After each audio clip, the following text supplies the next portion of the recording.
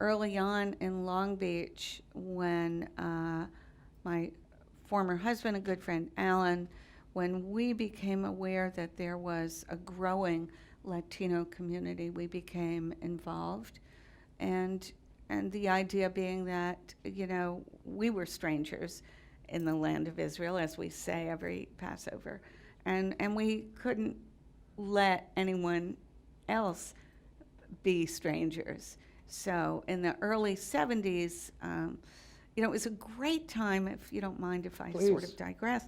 It was just a great time to be in Long Beach because there was so much change. And at the Cal State Long Beach, there was, you know, Black power, there was Brown power, there were people asserting their rights for recognition of who they were. And so I was very supportive of people who were claiming their right to be who they are. I mean, that's probably, if I had to say, is there a theme in my life, that certainly would be it. And so I worked for the Centro de la Raza as the mental health consultant for Head Start, and later on for LULAC, Head Start, and then you mentioned the Cambodian community. That was a kind of circuitous route because Evan and I had bought a beautiful piece of Cambodian silk, and I went to the office to claim it, and my predecessor said, "Do you know anybody who wants a job working for this refugee community for UCC?" And I said, "Tell me about it." Well, how could I say no? I mean, these were people who had the population had been decimated. They'd been living in refugee camps. It was just a parallel to what my family experienced. So I just couldn't say no. And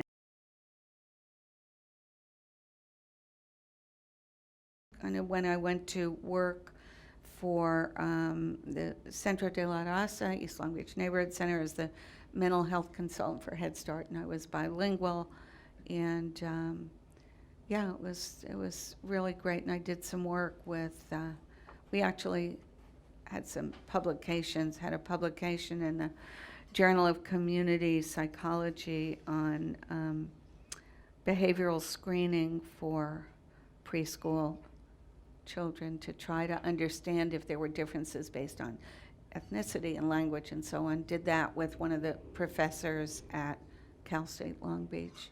So those were really good years, and some other time the Historical Society will be studying the history of the Latino community in Long Beach because it really connects with what happened to the Centro de la Raza and so on and so forth. And I mean, we're talking about a quadrupling of the Latino population probably from 65 to the mid-80s in the city? Yes, absolutely.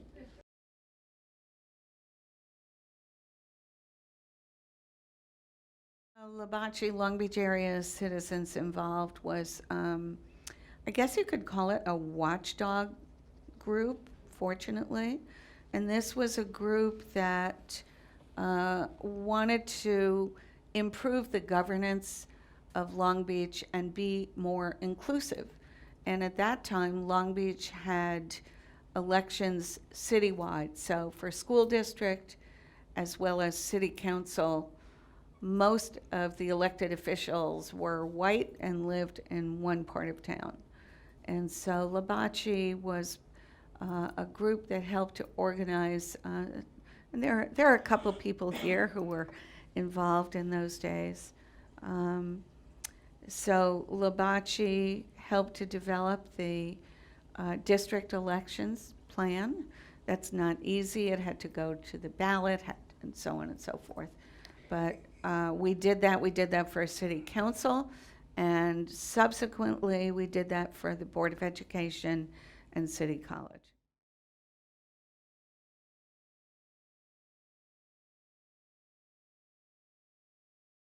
Yeah, so it was a group consisting of a lot of community leaders and NAACP and LULAC and so on. But Long And Beach, because of that, excuse me, I was asked to sit on a board that was developed by the superintendent of Long Beach Unified and Nene Horn, the wife of the president of Cal State Long Beach. Steve Horn.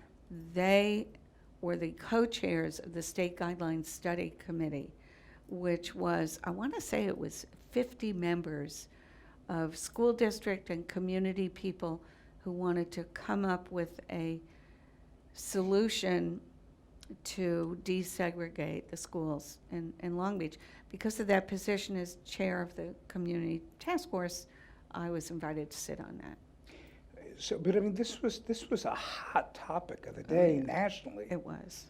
And Long Beach avoided forced integration because of the work of this. I mean, That's right.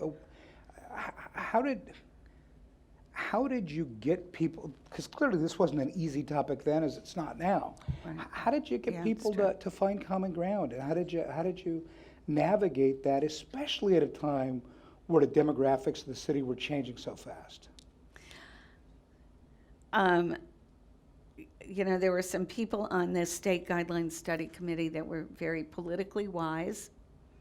And since we had to vote on the solutions, the tactic, if I could say that, was to come out with some extreme positions that we knew wouldn't be accepted, so that the more moderate position would be accepted. But if that was the starting place, that wouldn't have been accepted either.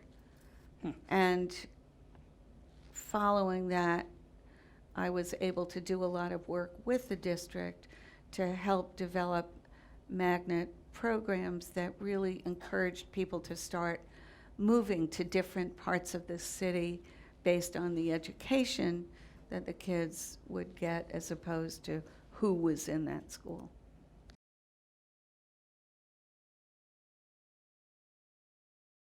Those of you who don't know how bills are developed, very often, there are two ways that they're developed.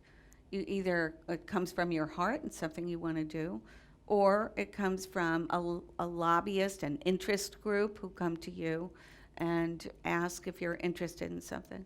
So in this case, the group Equality California, very important group, came to me and said, we want you to remove the language in the statute that says we have to find, this said it in California statute, we have to find the cause and cure of homosexuality. I mean, can you imagine? That's what it said. I said, you're kidding me. I couldn't believe it. They said, do you want to do this on our behalf? I said, you betcha I want to do it. And so it was very important. It was very significant for so many of us, personally, for so many reasons. And I was happy to do it. It got a lot of attention, and we did it. I remember in the assembly, it passed 79-1. I think in the Senate it was unanimous. Yeah.